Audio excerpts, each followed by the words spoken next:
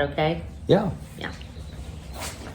It's just there. Anyway. Wow, that's quite a story. I had no idea that Maria was there. Yeah, I feel like, so I can't. And then Tom, I had no idea that that's where Tom was at because he's from Chicago. Yeah. Right. This was before I was before he met his wife. Mm-hmm. So, but then she actually was in there too. Like, this is where they met. Like, I remember her coming to these classes. So, but just to kind of follow the Ashtanga thread, that class, there were a bunch of people in that class, and I've told this story before. Like, the whole Chicago yoga community started in that one Ashtanga yoga class, really. And it was a weird class. Counted lead primary, he was very traditional. He counted it in Sanskrit. He was Austrian. He had Austrian accent. And I remember I didn't know what the hell was going on in that class. Like, he would get to like Bhujapidasana and do this, Sapta jump. And I'd be like, what the hell am I supposed to do? Because there was no instruction on what to do. And so, whatever. So I learned. And, and then I started to, I don't know how it happened, but I came out to Encinitas and I started coming out quite often. But then a couple years into that, I opened my own studio. Right? And you knew right away that's where you needed to go. Well, what it was that Chicago needed yoga centers. They didn't really exist back then. And the guy who I was taking these flow classes from, he had not yet opened a center, although I knew he was going to. And there was this Whole Foods market that was being built so I lived in the Gold Coast, right? And in this really nice neighborhood. And there was this Whole Foods market being built just a few doors away from me. The same one that we used to go to from your shop? Yeah. Okay, sure. Yeah, it was being built. It was, in those days it's like, oh, there's a Whole Foods market that's going to change the neighborhood. And I thought this would be a good neighborhood to put a yoga business. And the thing is, so I at the time, I reached out to a friend who was, again, in this community, and she was practicing, and she'd been going back and forth to Mysore a lot. And she had become, I think she was authorized at that point. She's definitely authorized now. But she was one of those early, authorized students of Pattabhi Joyce. She was close to him. And I, kind of engaged her in the discussion about, let's do this together. And we did the whole, commercial real estate search. Like, we had a person show us spaces and we went around and, we found that space, the space that was the one where you came to teach, and that became Priya Yoga. But she did not end up partnering with me. She kind of decided at the last minute not to do it. And I was sort of left with, am I going to do this by myself? And at the time, I actually had a personal training private client who loaned me, it wasn't even that much money. I think it was $10,000 that I needed to match. Probably felt like 100,000. Felt like a lot of money. Yeah, I had 10,000 and she had 10,000 and we were going to do it. The rent on that place was so cheap. The rent on that space was so cheap at the time, and I knew it was good rent. $1,000. It was $2,000. $2,000. But where that location, the corner of State and Oak. That's what mine was down here in Cardiff too at the time. Now it's 10. Right. Oh, I could never. This is Well, no, you were talking about this before, prior to our talk right now. Yeah. We were talking and you were saying you've really acknowledged some huge shifts that have taken place. Right. In yoga studios in general. Right. Because of COVID, because of yoga awareness has become more global, and it's gone through a cycle, several cycles. Right. And so what do you feel's happening? Well, okay, so here's what I noticed. So back then I rented my place for $2,000, and I could sit down and I could look at the numbers and I could go, oh, this is doable. I can pay the teachers well. I can fill the classes. I can have a school And that was really what I attempted to do, right? Back then. And then what happened was after I did that, other people decided to open schools, but they did a slightly different model. Their model wasn't just running a school and having classes, it was teacher trainings, right? And their teacher trainings brought them a ton of money. They were driving much nicer cars than I was. And and I was like, I think I'm doing this What's wrong. going on here? But it didn't feel right to me to go in that direction, That never felt. Interesting. I wanted to mentor people and just run a school. Other people had this other thing. And what happened in Chicago, I can definitely say, is that, the other people were doing the teacher trainings, and guess what? Pretty soon, all of these teachers were opening studios, and before you know it, you're competing with students, essentially. You're competing with people who just started doing yoga and got a teacher training certificate, and then they wanted to be studio owners. So, Sure. The system just got, flooded, right? With so many teachers. And, so that's one piece of it. That was one piece of it. And then eventually what happened for me was I ended up in Los Angeles. And of course we had the original model of Yoga Works. And Yoga Works was the original, shala that, would merge some Ashtanga with some Iyengar and kind of have a big Hatha Yoga umbrella. And I remember it well. yeah, beautiful, right? Like I used to go to Montana to see what she was doing, and then Montana Boulevard. Yeah, in Santa Monica. For the audience that doesn't know exactly where she's at. Yeah, well, because Chuck and Mati were pioneers. Yeah, they were. I remember walking in one time, I was visiting, and Chuck was on the floor, and he was installing, it was a really new thing, because he was a carpenter, he built that place, and he was installing the electrical on the ground so that when you stepped, up to the door, it would slide open. The automatic, I'll just never forget that. I was there for that. Anyway, those guys were amazing. Sweet memory. Yeah. I was very fortunate because I was friends with Tim, and so Tim would bring me up there, and that's how I was able to get to know everybody up there. Right. Via Tim. Yeah. And then I'm a carpenter. I've been a carpenter all my life, so Chuck and I. Totally. Yeah. I remember the first thing he told me, it was just out of the blue, he goes, you need to get this credit card because all the material that you buy, you can use towards an airplane ticket. I was like, God, this guy is on it. Oh, yeah. Oh, that's right. And then he'd travel and teach workshops, right? And then he would pick us up in his van. He had a carpenter van. He'd take it so whenever we would go do things. I just saw this the other day, he's going to teach a workshop in Los Angeles. Is he? All right. I think it's in November. Oh, all right. So, Yeah. So where was I going with all that? Well, just the distinctive changes that have taken place via the yoga studios and the spreading of the Ashtanga in particular during that time.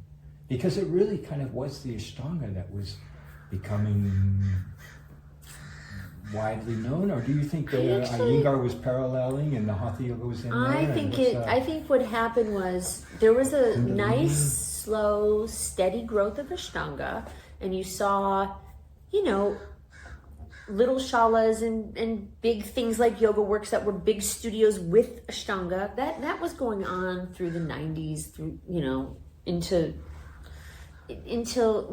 before COVID, but couple of other things that were happening and was this problem of running your business on the model of teacher trainings to pay the rent. The rents got really high. So for instance, Yoga Works on Montana, Yoga Works at Larchmont Center. Right. I know because after COVID, when these studios were all shut down, a lot of us were like, what are we going to do? We have to figure out a way to save the studios, and the rents were exorbitantly expensive. Like, and it doesn't make any sense. At $25,000. I mean, you can't run a yoga studio on that kind of, with that kind of high, unless you were. Yeah, it doesn't make sense at all. Doesn't make any sense. No. So, it's not a profitable business. It's a lifestyle business is really what it is. Right. So that, I want to just, before I like push into that a little bit, because there's something I really want to say about it, I want to just backtrack and say that, the model of the teacher training for me just never sat right? First of all, because I came from a lineage where you practiced. You practiced and you practiced and you practiced. And the teaching came through your practice. And then ideally you would be mentored by somebody, right? You would adjust in the room with your teacher and you would learn that way, and then you could start to sub or whatever. But there wasn't this certification exam you had to take that somehow, covered this. And it still doesn't exist in Ashtanga Yoga. I mean, the model in Ashtanga is you go to Mysore, you get authorized. Right. It's not a great model in a lot of ways because, but nothing's perfect. Not everybody is meant to teach. But what went on for so many years with all of that and all of those teacher trainings was sort of, the promise of if you spend $3,000 and take this, 20-week thing, you'll be a teacher and then you can get a job somehow and you'll make money. And then Yoga Alliance kind of stepped in too, right? I don't know anything about it. I'm like you. I don't know anything about these things. Yeah. I've never had that kind of relationship to teaching. Well, I have a pretty good pulse on those things. I just never bought into any of that. Right. When Yoga Alliance came along, I could see exactly what was happening. There was a third party that was just claiming that they were the authorities in the field, and they're doing the same thing with breathing and Pranayama. Are they? Yeah, sure. There's several. There's an international organization. Oh, there's breath work too. There's breath work. Yeah, there's all of that. It's been an interesting process because I came from the martial arts background.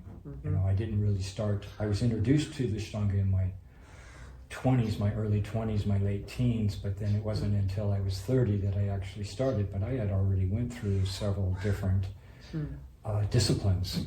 I taught the Wu style of Tai Chi and Shotokan karate traditionally through Lester Ingmer, which was the first Westerner to get his teaching credentials from the Japanese Karate Association. So it was pretty strict. Right. You're a practitioner. Yeah, there was no, I knew exactly where I stood, and I wasn't about to jump, over anybody just to get in the limelight. So I wasn't so enamored with Guruji and Tim. I mean, they were definitely, I had a lot of respect and everything for them, but even when I was offered the authorization through Guruji, I just was, I don't really want to have anything to do with it. I could see the political dynamics that was going on. Yeah. And I just felt that being involved in the politics in that way just pulled me away from the true teachings. And I just wanted to stay focused on the teachings themselves. It's kind of like a vessel, a ship is what carries the teachings and carries you to where you want to go. And then there's the teachings themselves, which are the cargo in the ship. And I was more interested in cargo than the ship and the manufacturing of the ship and all of that. Well, the commercialization of it on a certain level, or the branding of it, or the sales of it. Yeah. Personally, I can say, and this may have been something you experienced. I'm not an authorized. People think it's weird when I say, well, no, I'm not really authorized to teach this practice. And they're like, but you've been doing it for 30 years. Yeah. I've had recommendations from certain teachers. So it's like, you can get, I was able to have was it Nancy? I'm pretty sure it was Nancy who ultimately put me on Ashtanga.com. Oh, I see. Because there was a moment where you could get on Ashtanga.com. You didn't have to be authorized. If Nancy or Manju or Tim even wrote a recommendation letter for you, I think I can't remember if it was Nancy or if it was Tim. But, at some point I got to be on that. I don't even think that website's really alive. I remember when she started that website. Betty? Yeah. Yeah. Sure, I knew Betty back then when she just started that website. Yeah. Yeah, because I started AshtangaYoga.net. Oh, you do, right? Yeah, the same time that she started Ashtanga, Right. that whole thing. Yeah, I mean, I've had a few situations, certainly over the years, where it's like, I was about to go teach something somewhere and somebody has said to me, well, I just realized you're not really authorized. It's like, okay, well. But now all of that has shifted. I mean, this is a deep dive into the politics of Ashtanga Yoga. Right. We could go on for hours about this. Yeah, I want to talk about the COVID thing, though. I mean, yeah, that's a road to go down. That's a good one. Real quick.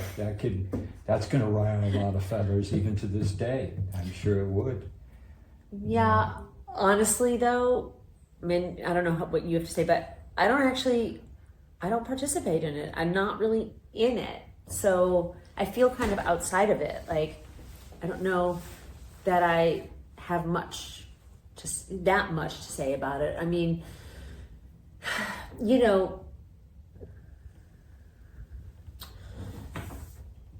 I think the thing that's really relevant for me is that because I'm 54 now, I'll be 55 in January, and I've been practicing for 30 years, and I feel really strong, and I feel really grounded in my practice. That is, I feel very happy about that, and something that I notice in the world is that a lot of my peers who've been practicing as long as me, don't feel strong in their practices, or they've kind of veered away from practicing, or they, have injuries, that they've accumulated from like years of teaching and bending over and all of this, and they're not thriving in the way that I kind of look at it like, well, if I'm not teaching people to thrive, then what the hell good is it? Then what's the purpose of it all if, my students aren't going to thrive if I can't do it. You know what I mean? So I've kind of turned my teaching into an exploration of like the commitment. I'm committed to the practice and then figuring out how to maneuver that practice for each student in a way that really has them thrive, right? And so that's been an adjustment in the teaching. But just to kind of go back to the COVID thing, COVID shut down all the studios. Nobody could practice in person anywhere, right? So everybody went on Zoom, and for a long time after that, I kind of thought, studios are not going to really come back, and I would say some have not. But as time goes on, I see some are in different ways, but there's a struggle. Like there's a real struggle to monetize it. They're not as profitable. There was sort of a heyday with it. I mean, because there's less opportunity to make money, nobody can really offer, teacher trainings and get like the big money in there. Rents in cities like LA, New York, San Francisco, Chicago are so high, and so I just think there's a little bit more of a struggle to make it a really profitable business. I don't think that's true everywhere. I think if you're in a city where the rents are lower, or if you're locked into a good deal, you're in pretty good shape. Like there's a little shala in LA. It's very small. It's smaller than this. She's smaller than this. And I think her rent is pretty decent, and she packs it in and she's doing okay. All right. But she doesn't need to actually turn a big profit either, right? She just doesn't need it. So it's just not a business model that feels super, profitable for the amount of energy it takes to run something like that, right? Yeah. So what happened for me though was I realized that Ashtanga Yoga, I always felt this when I taught for 15 years at the Larchmont Center for Yoga. I taught Mysore style 5 days a week. Okay. Led on Fridays, Mysore Monday through Thursday, 5 days a week. And then on Sundays at Montana Avenue, I taught the Mysore class. I see. And that was my work schedule from the time Bella was basically born. Your daughter, Bella. My daughter Bella, who's turning 18 in July. So for a solid 15 years, that was my life. And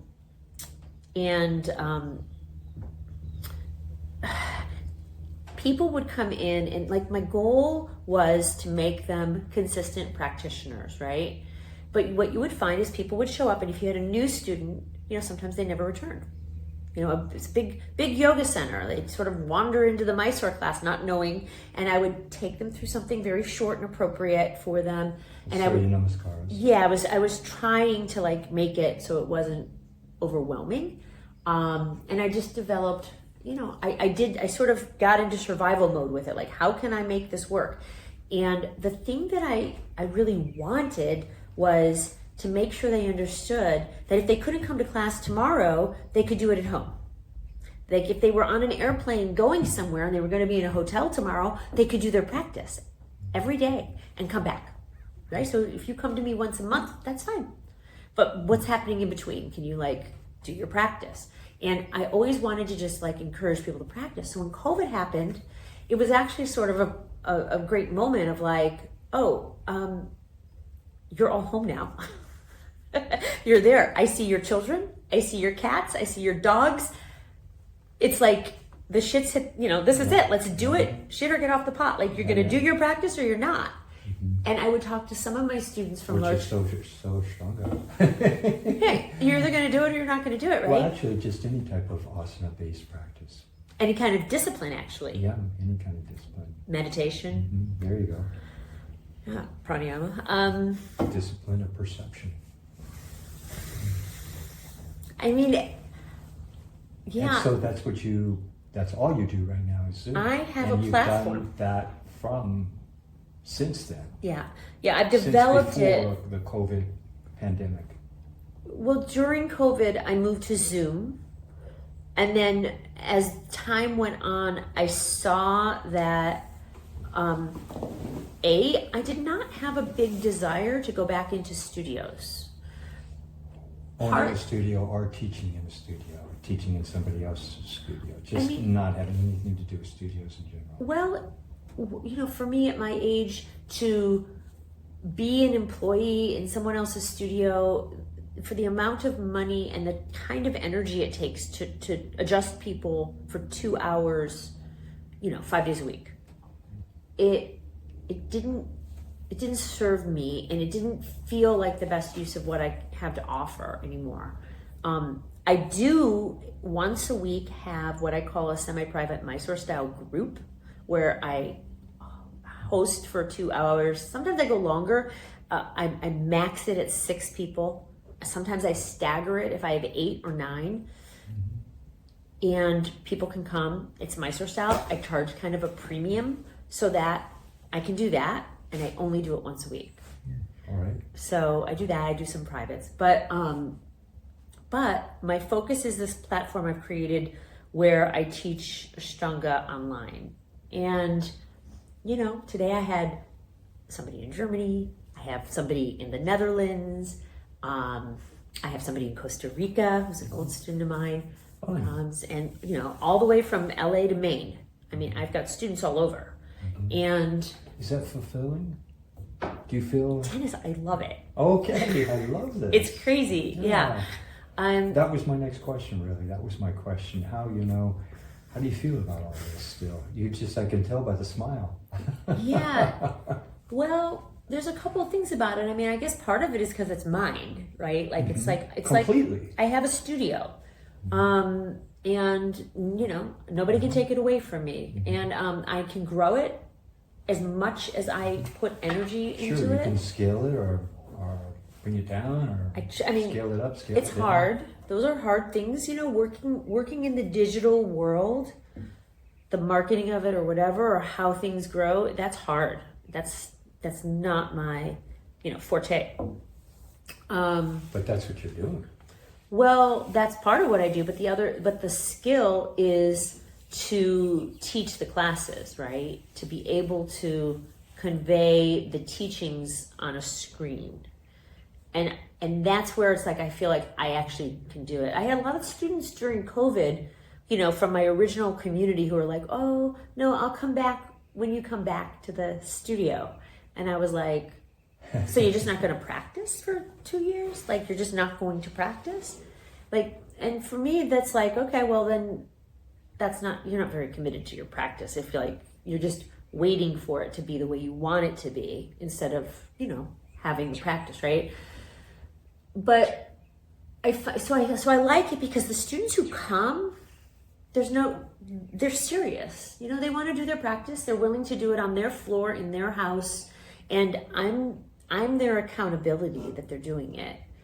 And I like that. Like, that feels real to me, It's like, I want to help you have this thing, and let's get real about what is it good for. It's good for strength and flexibility, and it's good for, your respiratory system, and it's good for your nervous system.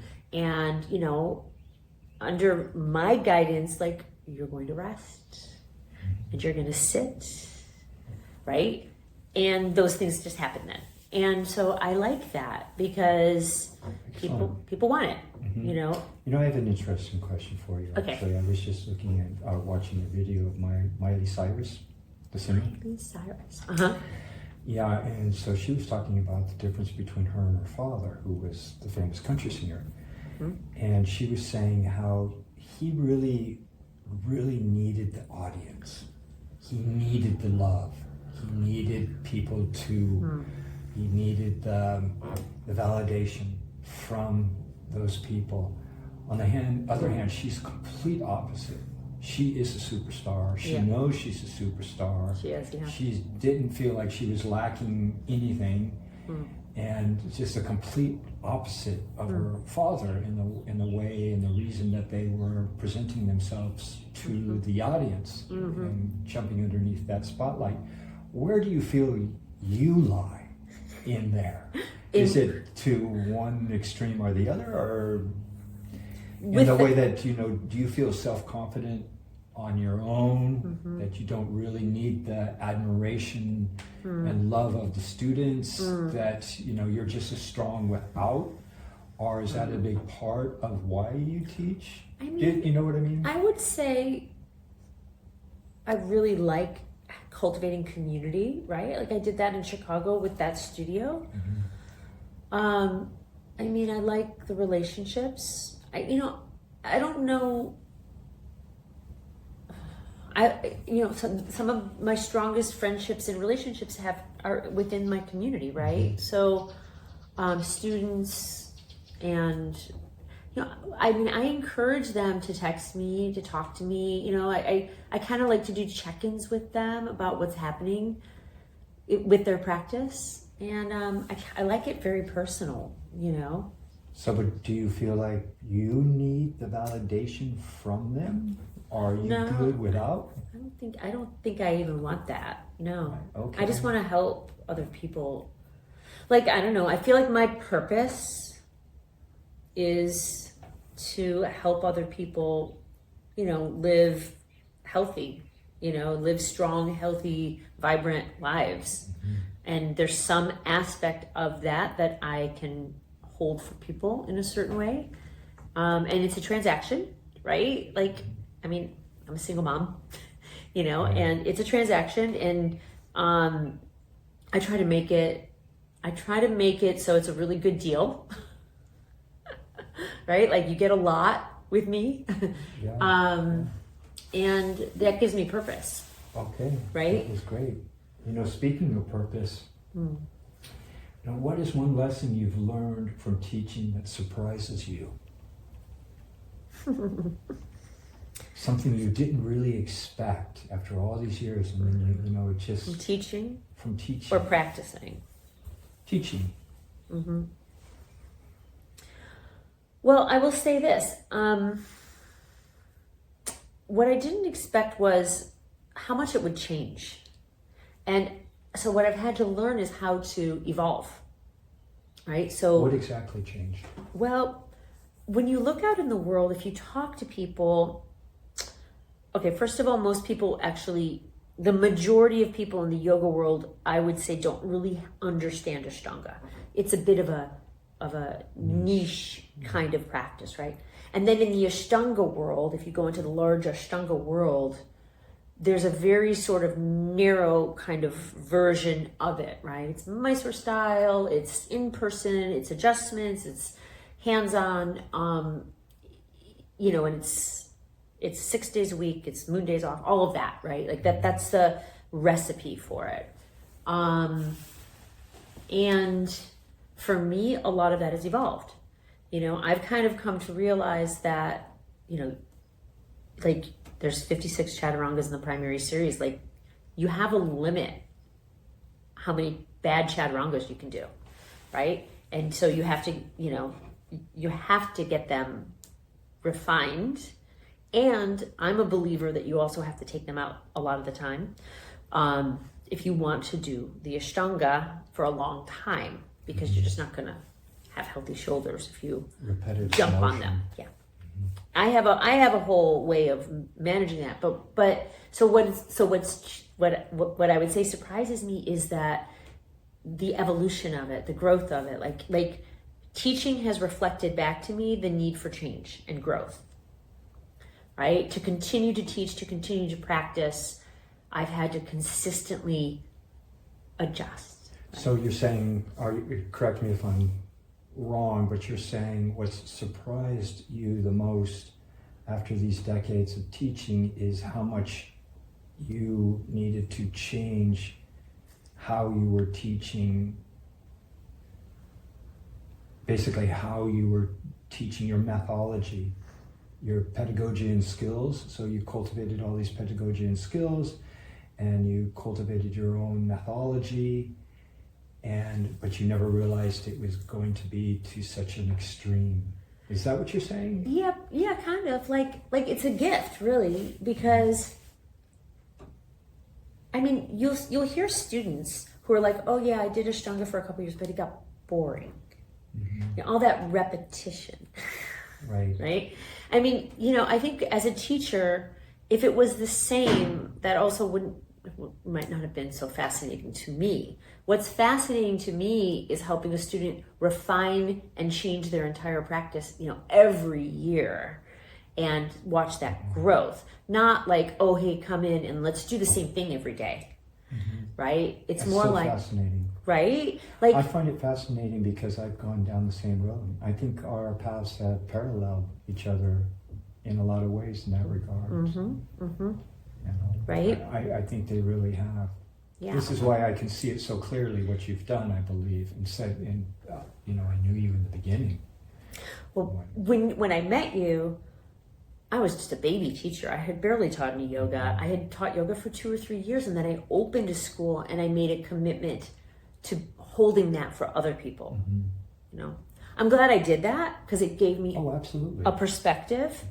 But when I moved to LA, I spent 15 years teaching Mysore. That was a different, different chapter completely. Totally different chapter, yeah. Yeah.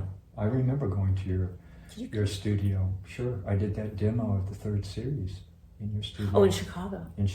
And I was living with Tom Quinn at the time. And I remember they drove me from their house to do the demo that night, and it was a packed house. I remember the music you played. Yeah, do you remember the music?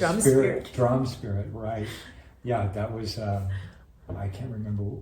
It's great. Oh, it was Dominic Crigliano that turned me on to Drum Spirit from Frogs here in Solana Beach when he was teaching there. Nice. He was very kind. He turned me on to all of his music. Nice. Yeah, that was excellent. And then you turned me on to that. I used it for years. And also there was this cello.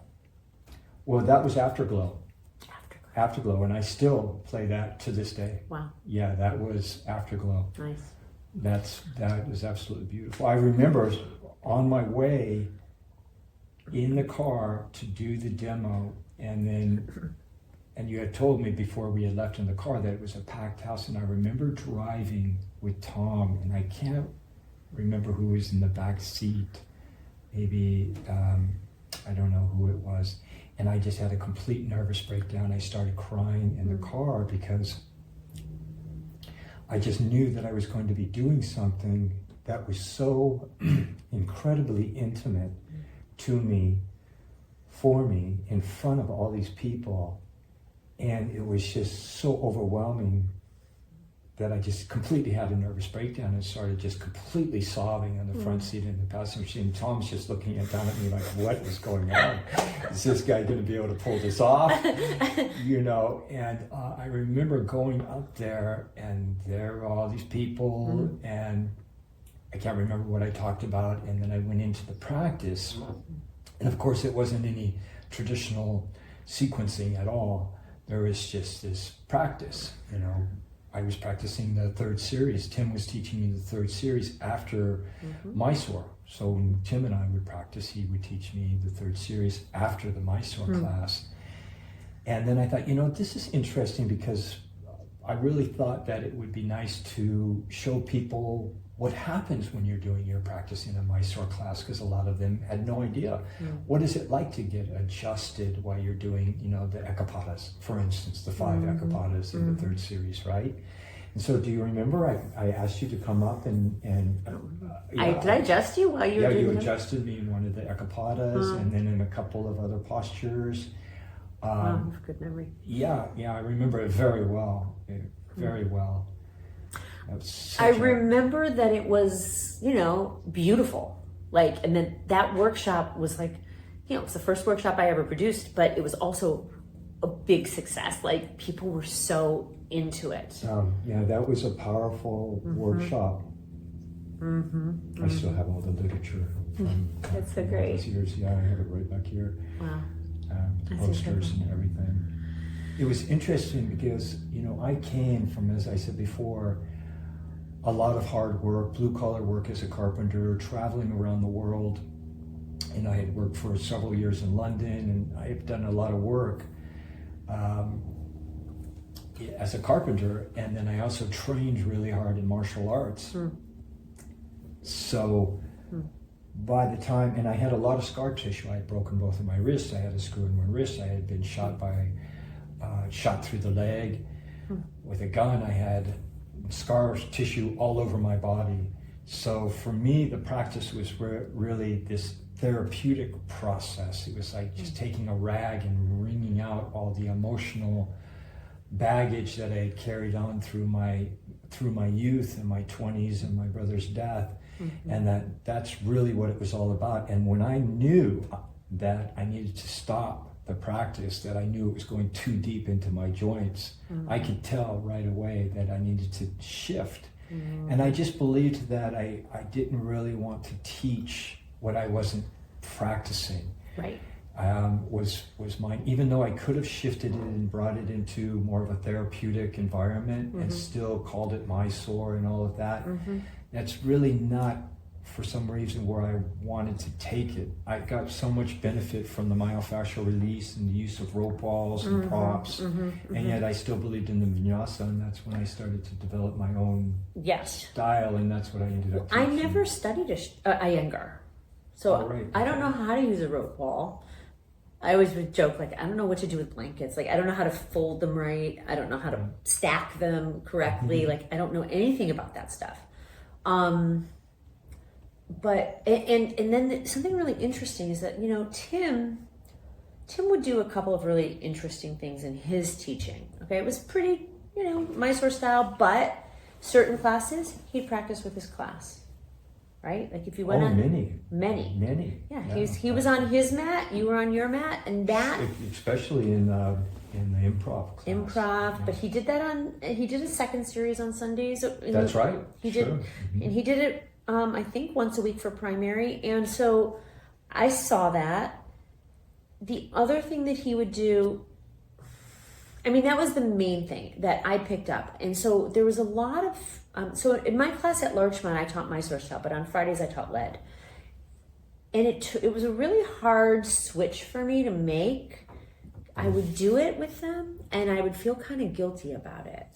I'd feel like, am I cheating? Am I taking something? Am I not giving them enough? And then over the years, it eventually was, I would always do it with them. I sort of trained them to expect it. And I found that if I did it with them, it created a different energy. And since they were doing Mysore style the other days, you know, so anyway, so that was how my program evolved. But then the other thing that was interesting was then I went to Maui and I spent a lot of time with Nancy. And You've been there, right? I taught for Nancy. Yeah. Oh, that's right. I remember when you went there and you covered. Yeah. So when she would go see Guruji several times, actually, I would go and do all of her classes for her, mainly the Mysore class. Yeah. That's how I got to know, the Maui crowd. Right. That's how I got to know everybody. Right there. Because I was just snuggled right in there with everybody. Yeah, that's good. Yeah. Well, she had a kind of a different way. Her thing was like move and go fast. Yeah. And I went to her. I'll tell you this story. So I hit a spot in my practice where, I don't know if I can quite describe it, but a lot of students would say, well, my knees are starting to bug me, right? And then you look a little closer and figure out that they've been doing primary for 8 years, and nobody ever taught them the beginning of second because they couldn't stand up from a back bend, so they were stopped, right? And so of course the idea is, well, you move them on and it helps the knees, and so I kind of have a big belief that like students need to learn some aspects of third, because what happened to me was I went to Nancy one year and like my back had just been really bothering me. I was teaching a lot, and I was doing a lot of second for a long time. I really had never like penetrated third, right? Like I never got past, the first arm balance. I had a baby, and it's just like, I kept being stuck there. Yeah. And she just looked at me because she was a healer, and she's like, you gotta do third. And she fixed my back. And one of the things she had me do was go home and, just do the arm balances. Just stop putting your leg behind. I couldn't put my leg behind my head. I was in too much pain. Just do the arm balances. Get strong. That was one thing. But the other thing she did as I was healing was do second series, don't put your leg behind your head. Don't do the kapadas. Just hold your foot. And you look around the room. I mean, you would look around the room in her lead second class. There were plenty of people in there who couldn't put their leg behind their head. I'm not going to name names, but there's some, older gentlemen who've been with her for 50 years who, are, modifying everything, right? So, but they kept up, so she wanted to build prana. And so that was a Tap big into the energy. Yeah, and that was her gift, was to build the energy. And when she taught me third, I did third with Tim too, but when she taught me third, it was speed. And that was really hard. Mm-hmm. So there were things that I picked up in different ways that kind of added to this methodology, this evolution. There's other pieces of it that for me just make sense, but when I got to a place where I was teaching on a screen, one of the things I went to was doing the practice with them, like I had done with Tim. Mm-hmm. But then another was just really personalizing it, And then the other thing that Nancy does, which I don't think is considered traditional really, and if you think about it, Tim did this too, is don't do the same practice 2 days in a row. So instead of this idea of like you do the same practice 5 days in a row and then you do, primary on Fridays or whatever, it's you completely are doing different sequences on different days. So I even have students where it's like they're practicing at home. They really they're kind of, figuring out energy, time, strength, and I give them different modules of it. So it's like they might do some what I call salutating and closing, That's right? brilliant. That's your minimum.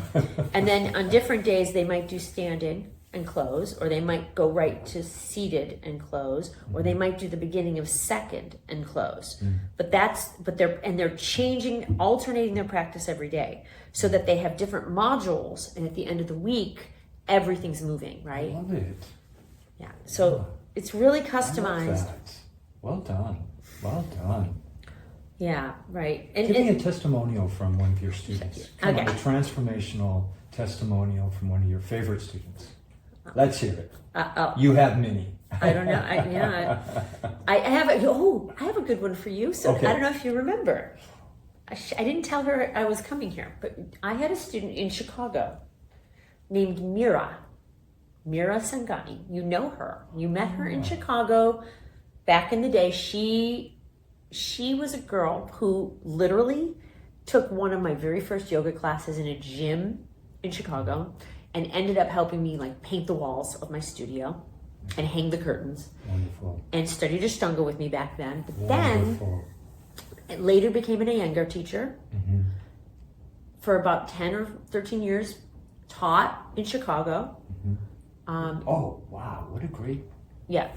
She is a single mom, and she, anyway, we've always stayed in touch. We've always stayed close. And then she kind of moved away from Chicago, but when she's in Chicago and I'm in Chicago, I always see her, right?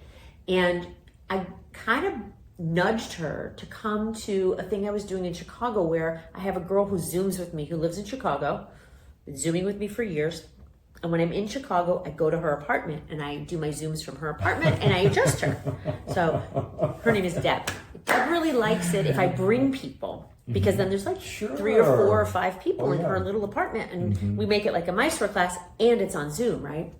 So I was able to get Mira to come to just a... Is Mira Indian? She's... I know exactly who you're talking about. Absolutely. She's gonna be so happy. I didn't even mention to her that I was coming down here. She interviewed me after the workshop that I did. Yes, she was a journalist back then. That's right. I remember. And you do know her. I know you. I remember that you guys kind of were still connected. So this is a good story. So Mira taught Iyengar for many years. Okay, and eventually, she kind of got into other work, and eventually they left Chicago, and she just literally just stopped doing yoga for a couple of years. I don't really know how long, but she went from like Ashtanga to Iyengar for a long time. So no Ashtanga, and then Iyengar to nothing. Was she practicing with Gabriel? She worked with him. I mean, she I just studied because he was in Chicago. Yeah, she studied Iyengar there, but she became a teacher in her own right, and she had privates and kind of had her own thing going. Yeah. So here we are. I want to say it was about 1.5 years ago, maybe a little longer. I get her over to my friend Deb's house. I'm doing like some sort of Mysore style Zoom. And she'd been telling me like she hadn't been feeling that great. Her joints were hurting, she's like pushing 50. She was like, but I can't do Ashtanga. And then I said, well, okay, so I had her do a practice. I said, you're going to do a couple A's. You're going to do 3 or 4 A's, maybe 2 B's. And then I had her do seated. I don't remember exactly how this went, but it was like I had her do something that I knew was in her wheelhouse to do from doing nothing. Mm-hmm. And then she rested. And afterwards, she was like, I feel better. And we kind of engaged in a discussion for a couple of, I want to say weeks, it might have been a few months, but that was in April. By October, she started Zooming with me. Now she lives in Bethesda, Maryland, outside of Washington, D.C. Okay. So she started to Zoom with me. She started Zooming like every day, got really hardcore about it. Now she's doing Ashtanga again. Oh, she's back with the Ashtanga. She is. And I think, you can ask her yourself, but I will. She actually did a testimonial for me, which is why I bring it up, because I posted it at one point about how this like helped heal like some of her menopause symptoms and some sleep disorder stuff she had going on, and just like some things that were out of balance that she really had been working with. So that's one of my success stories. I love that story. That is such a good story. I'm glad it tied around to somebody that you know. Yeah. Well, my next question is really about the Ujjayi. That is such a distinguishing factor. It's such a pillar in the Ashtanga Yoga practice, non-stop throughout the whole practice. Yeah. When people really get their head around that, they it's hard to believe. It really is hard to believe that you do Ujjayi the whole time that you're doing your practice. I remember when I practiced with John Scott in the jungle in Kovalam. And he said, oh no, one move, one breath. And then 5, he just nailed it down to exactly how many you had to take, every single move. I was like, okay, here we go. This is a whole nother chapter. I think that keys really into like 2 things, right? One, that you're cultivating a ton of prana in this practice, right? Because breathing consistently and thoughtfully as you move, right? And that, like I was saying with Nancy, like that fast vinyasa movement creates a lot of energy. If you've ever heard David Williams talk about it, I actually just saw him a couple months ago. I was on Maui in August. Oh, fun. He would always be like, you do your practice, you create all this energy, and then you have to rest. It's like you're soaking it all up. It's like you're really like, what's the word I'm looking for? Like you're like dousing yourself in all that prana. You're just like submerging in all that prana, and then you're letting yourself absorb it, The other thing though that I was going to say about the breath is, of course, like it's the key to getting you out of your head, right? It's the key to calming your nervous system. I mean, in meditation, you have to have a point of focus.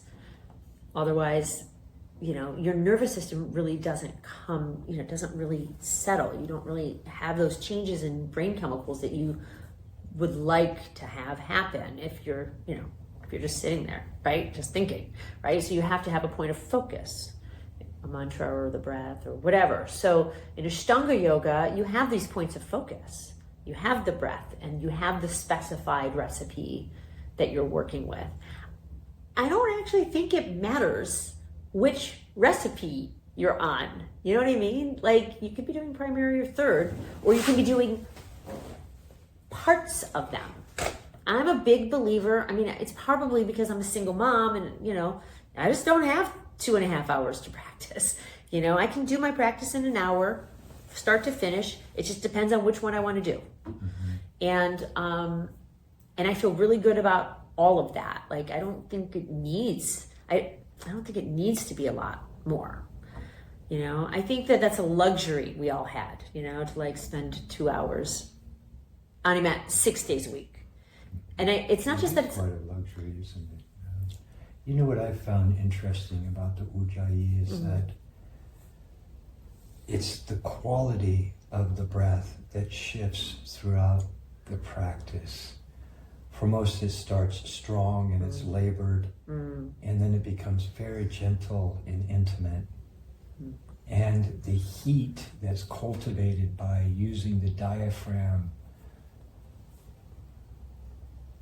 becomes manageable.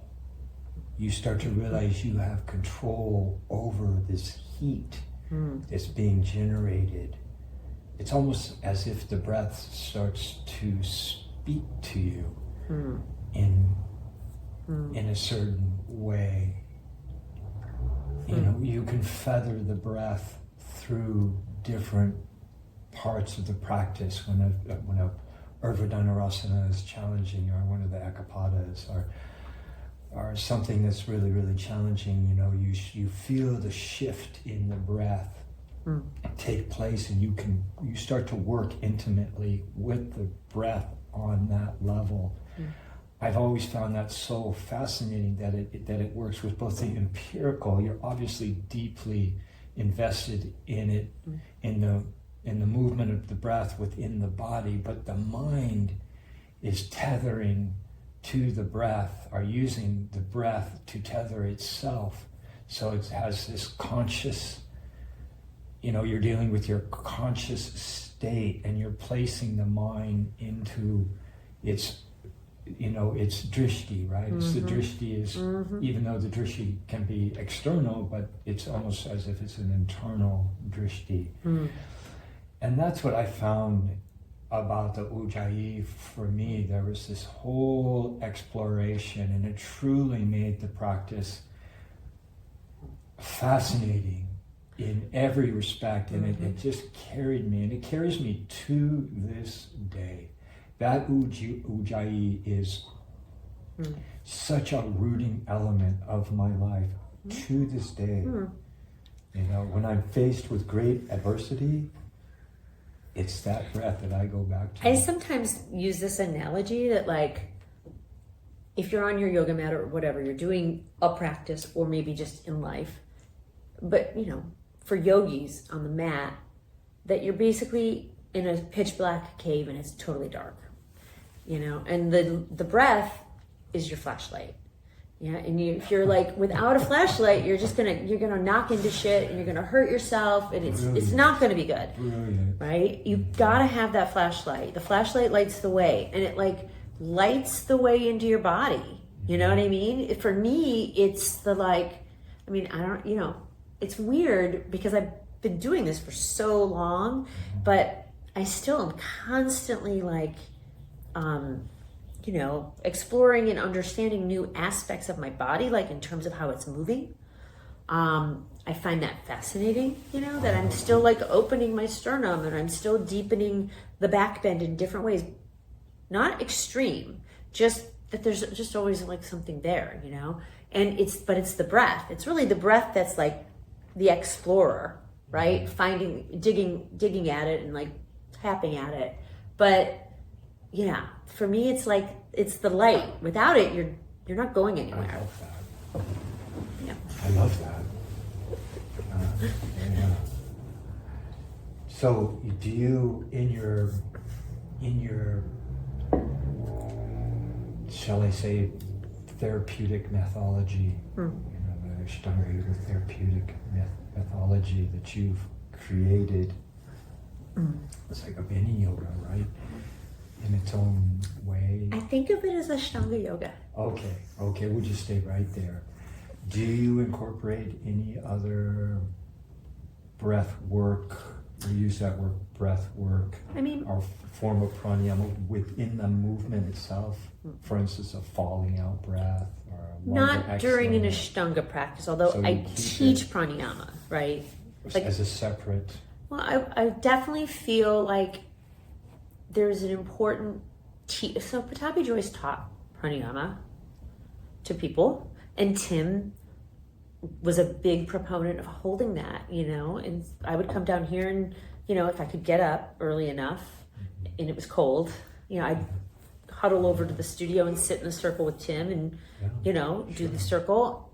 And, you know, that definitely impacted me. And I feel like as a teacher, there's a couple of things for me right now where, you know, with Tim's not teaching and Nancy's passed away, Pattabhi Joyce has been gone. I feel, you know, I want to carry on the things that I've been taught and sort of the methodology. I feel like my methodology isn't that out there. Like, it's just the accumulation of Just all these things. subtle adjustments.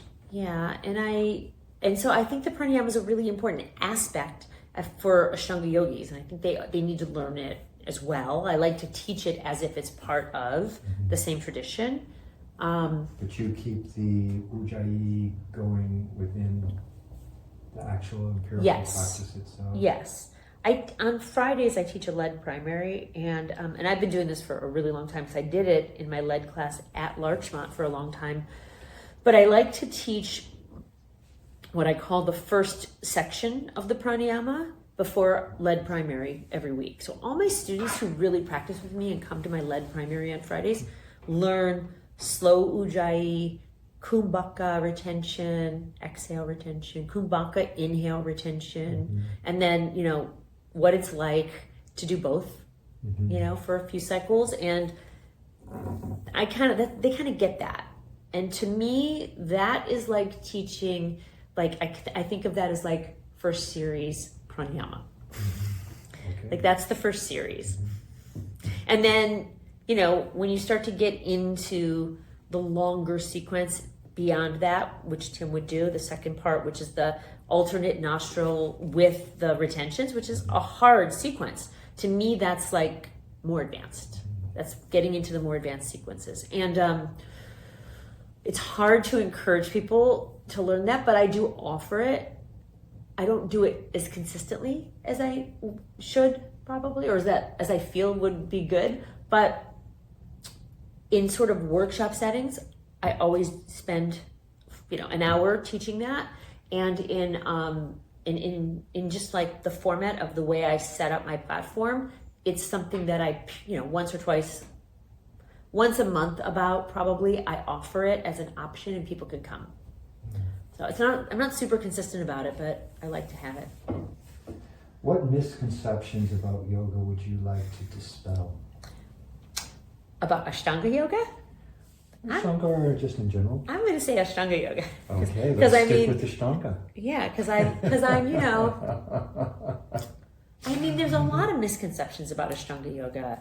You know, that you have to be strong, that you have to be young, that you have to do it a very specific kind of way, right? Those are all the things I'm trying to dispel. Like, I encourage my students to practice for 15 minutes a day.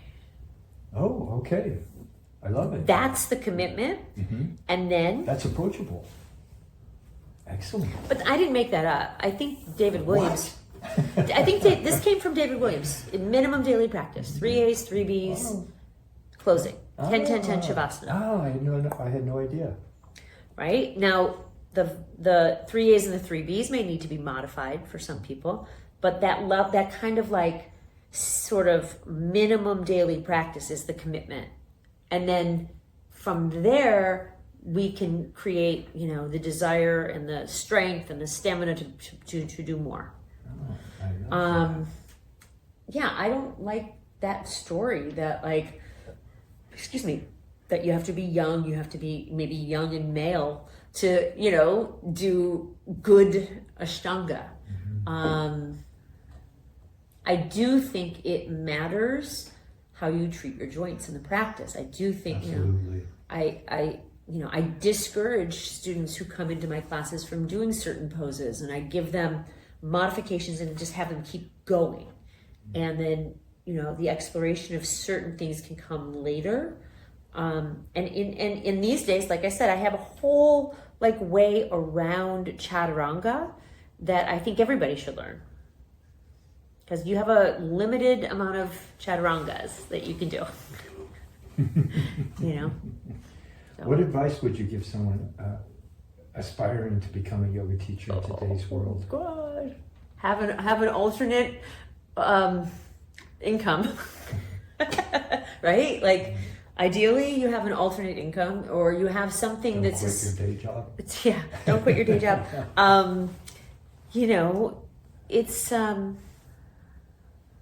yeah. I mean, there's that. I mean, the money part is tricky. And, you know, I've been doing this for 30 years. So, you know, yeah. I don't have any regrets about the money part, but I do feel like, you know, I don't want to tell people in their 20s that, like, this is, you know, a great way to make money. Right. Well, there you go. That's very good.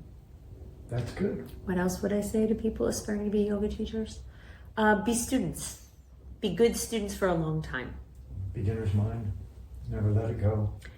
Yeah, I mean, this goes back to that whole idea of like, oh, you know, this is what was happening a lot, you know, in the early 2000s, where it was like, you know, people were getting really into yoga. Yoga studios were cropping up everywhere, and yoga was becoming popular, and people would practice yoga for 5 or 6 months, and then they'd be like, ooh, I'm going to take a teacher training, you know?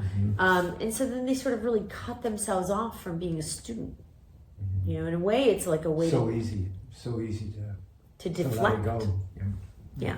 What daily rituals or habits have helped you sustain your longevity as a teacher? If any. Yeah. Well, these days? Right now. Yeah, right now. Today. Okay. I take a lot of supplements. Okay. And I'm really into longevity. I would say that, you know, I could talk at, you know, the things that I put in my body and the way that I approach nutrition, that is one thing. I think that that's something you have to be really mindful of. I started last year, you know, in addition to all my yoga practices, I go to the Santa Monica Steps a lot. I go twice a week. I have like a routine. I go twice a week. I kind of knew as I was getting, you know, past menopause that like I needed to do something just to kind of get my heart rate up. And I spent a couple of months, you know, thinking about like, what am I going to do? And then one day I realized like there's this completely free and beautiful place, you know, 10 minutes from my house that I can go to, and I can go there when it's raining, and I can go there when it's sunny and it's pretty. and it's outside. So I like to do that. I like to go up and down the steps. And